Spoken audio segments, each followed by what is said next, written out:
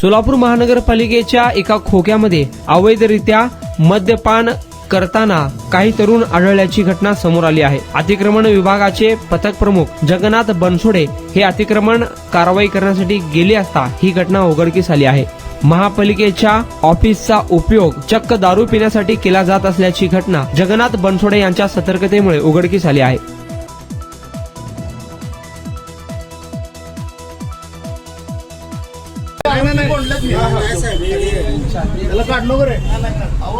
काम केलं आरोग्य निरीक्षक भाग 5 असलेल्या ठिकाणी अनधिकृतपणे लोकांना दारू पाजवण्यासाठी दारू या लोकांना फोडलेला आता मी सध्या महापालिकेच्या जागेमध्ये अतिक्रमण केलेले आहेत खोके।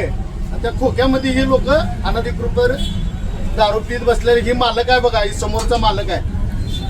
या मालकाने कुठल्याही प्रकारचं महापालिकेची परवानगी तर घ्यायचं नावच नाही, अनधिकृतपणे सगळे खोके लावलाय आणि त्यात ही दारू पाजवायला लागला आपला आहे मस्त बसले दारू पीत।